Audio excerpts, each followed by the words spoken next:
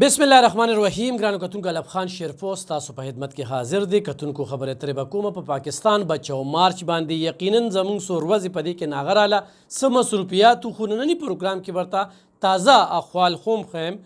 نن یو 20مه ورځ ده چې پاکستان بچو مارچ د کراچۍ نه را روان دی. د سند د مختلفو ضلعو نه راتیر شو او په پنجاب کې ورداخل شو. دی وخت کې پنجاب کې نن د ګجراواله نه چې کوم دی نو د منصرې پله را روان شوي دي او د 22 تاریخه پورې به هغه راځي 22 جونه پورې اسلام آباد ته. ګرانو کتونکو پاکستان بچو مارچ مقصد او مرام یې څه دي؟ اسلام پاکستان عوام ګستاهان حضور پاک صلی الله علیه و وسلم په شان کې چا ګستاهي کړې ده د هغوی په ضد د پوري کاروي وشي چې چا خلاف اف آی آر نه وي درج شوي د هغوی په ضد د اف آی آر وشي. دویمه خبره آئینی او معاشي کم بحران روان دی په دې ملک کې او یا کم د انصاف قتل روان دی. دغه سیستم دغه نظام بله مهمه دی کې چې کومه نقطه ده نو هغه ګراني ده. د پاکستان بچو مارچ دغه کامیابی چې 100 روپۍ پټرول ارزان شو دا د دوی پرشرو خو دغه نه هغوی وایي چې پالمي منډی کې څه ریټ دی په دغه لحاظ سره دی تیل ارزان شي. عافیه صدیقي چې 2016 نه تحریک په دې باندې لګیا دی او خپل کار کوي اواز پورته کوي. هغه وایي چې دا حکومت د په دې کې کوټلې ګامونه پورته کړي نو عافیه صدیقي خپل کور ته راتلی شي. دغه درېیمه مطالبه ده. خو دې وخت کې ګرانو کتونکو زه تل یو خبره کومه په دې ملک کې پیپل پارټي هم لانګ مارچ کړي دي، مسلم لیگ هم کړي دي، تحریک انصاف هم کړي دي، داسې نورو ګوندونو هم کړي دي. خو د هغوی لانګ مارچ په څنګه و؟ یو ضلع کې به ودرېدل او د یو ضلع نه به بیا بلې ضلع ته په ګاډي کې رالل، صاحب به راغی او تقریر ته به ودرېده او صاحب به بیا لاړه کارکنان ته ویې بلې ضلع ته ځان رسوي. داسې به پکې شواروزونه تېرېدل او صاحبان به صرف تقریر لا. د پاکستان بچو مارچ دې تحریک مشران چې کوم دي ډاکټر علامه سعد حسین رضوي صاحب، حافظ سعد حسین رضوي صاحب او دغه شانتې د مجلس الشورا مشر او ورسره د صوبایي امیر او دې وخت کې د مذاکراتي کمیټې مشر علامه ډاکټر محمد شفیق صاحب په خپله د دې مشري کوي او په دغه لانګ مارچ کې په دغه پاکستان بچو تحریک کې را روان دي. تر اوسه یوه ګمله نه ده ماته کړې او هر 15 منټه پس ورته په زرګو خلکه ولاړ وي او چې د کمې ضلعې کارکنان دغه شي نو نور ضلعو والا هغه واپس کوي، د نورو ضلعو نه شروع کړي او په لکو خلکه په دې کې شامل دي. ګمله یې نه ده ماته کړې. دا هغه لانګ مارچ دی، لانګ مارچ کې دا فرق دی. بیا د دې حکومت بې حسي چې تماشه یې کوي. نن تازه صورتحال څه دي چې نپري یې ښه ډېره وغورځوله په ګجراواله کې پنجاب پولیس چې دوی به رکو شي. خو وختن په وختن سعد رضوي صاحب دا ویلو چې دا غورې د تحریک د لبیک کارکنان دي، دا برګر والا نه دي چې دوی به رسته شي او دا به ځان ته راپاریم نه. پرامن توګه باندې زموږ لانګ مارچ روان دی خو د هر عمل ردعملي راپارویم ما. نن چې حکومت وکتل چې دا په لکو خلکه نو نن هغوی د مذاکراتي کمیټې اعلان وکړو چې مذاکرات ورسره کوو. نو یو خو په دې باندې ډېر زیات افسوس کوو چې د کراچۍ نه را روانېدل او تاسې تماشه کوله، تاسو یې دې ته مجبوروئ یا تاسو پکې داسې ناوړې خلک را دننه کې چې هغه توړ پوړو کړي او تحریک بدنام کړي. نو دې ته تاسو خبره جوړوئ. دا کوم حکمرانان دي دوی د دې ملک سره څومره مخلصه دي، د دې قام سره څومره مخلصه دي، دا د دې نه وضاحت پته لګي.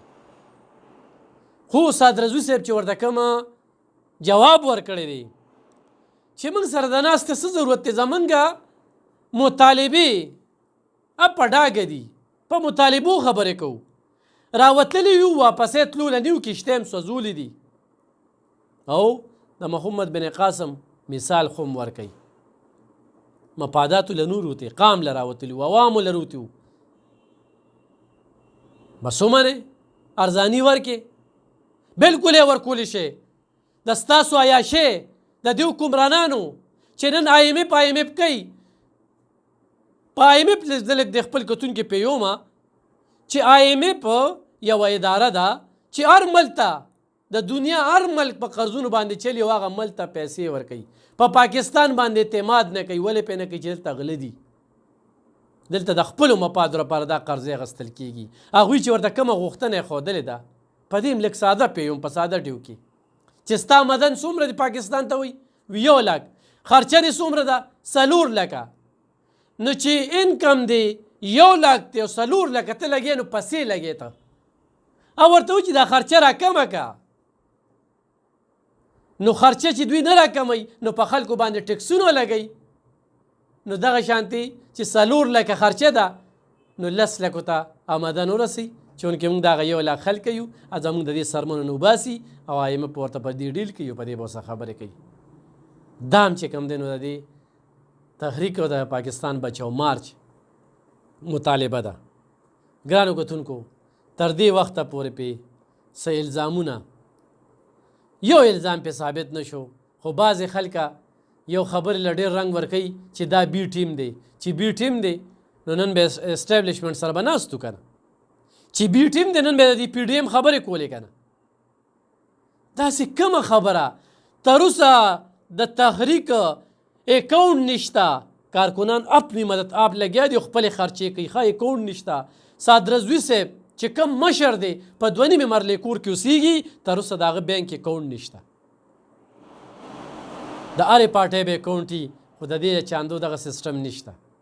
او بیا هم په دې سیلاب کې چې څونه کارکنانو کار وکړو د کچن نه هغه هر څه چې کم دی دغه را دغه کړو الزام یې پې دا لګو چې دا بي ټیم دی او دوی پیسې ګرانو کتونکو تاسو له خپله سوچ وکړئ تحریک کارکنانو هغه جیل ته لاړل کلم چې جیل ته یا پولیس تی بوزي نو تا تلاشي به والي نر څه به درنه واخلي د جیل نه رخایو شوله خدای والا خلکه شته داسې 30 35 40 پورې کسانو چې هغه یو کس ته دغه کې چېرې موږ د جیل نه راووتو موږ سره کرۍ قدرې نشته دی یو کس سره 40-42 هزار روپۍ دی او 100 روپۍ ورکوي چې دا والی صدقه ده او بس په دې خپله خرچه وکړي چې دغه ټیم کې ویډیو جوړه کړې ده ویله دې له خو پیسې ورکوي دا یو الزام دویم یو الزام دی ښه 2 الزامه پې لګي یو دغه چې دغه پیسو مې ورته ځای ښوده چې دا وجه وه دویم د کیلو یو ګاډی تاله کېږي ولې تاله کېږي چې دغه ټیم کې په تحریک باندې ډېر غټ کریک ډاون روان دی او د یو ګاډی والا نه کیلې لږې خوړلې شوي دي خو هغه نه یو کس تپوس کړي چې دا کیلې د څو وي دا د 2.5 روپو ویو دا 3,000 واله او کسانو ته یې خورئ کارکنانو ته یې خورئ هر سړی راته و کیله به ځان له رانیموله دوی ویله ګاډی دا په چودري چې کوم دی د یو دروغ هغه کس یې ځان ته دغه کړو هغه ورته چې داسې نه ده هغه هم دروغ وختل دی هم دروغ وختل دا 2 الزامه تحریک والا د الله او د الله د رسول خبره کوي د مفادو خبره نه کوي د اتحاد خبره نه کوي د کرسۍ خبره نه کوي او د نظام د ټیکولو خبره کوي او دا وایي خو پارلیمنټ ته موږ لاړو نو موږ سره معاشي داسې منصوبه ده چې دا ملک په ډېره ترقي وکړي انصاف باندې به اډانه وي کرپشن به ختمي په عملي توګه باندې د عمران خان کرپشن نه چې د هغه کسانو د خط درجې نه وکړو نو ګرانو کتونکو ډېر بحث پې کېږي خو سبا انشاءالله بل پروګرام کې به مزید خبرې زه سره کومه خو دې وخت کې د کمیټۍ مشر چې کوم دی علامه ډاکټر محمد شفیق صاحب دی مذاکراتي کمیټې به کینی څه کېږي مزید به په دغې باندې تاسو خبرو تاسو ګورئ زما د شاته دا په لکو خلک راوتلي دا کارکنان خپل بچي یې پرېښي دي او نن 21 ورځ ده د الله په لار کې مقصد څه دی چې الله به راته میلاویږي خدمت کوي د ملک باندې دغه ده او د حضور پاک صلی الله علیه وسلم سره د خپل عشق هغه جذبه ښیي او په دې لار کې مړ شو نو مړ نه نو راځئ د تحریک ملګري جوړ شي.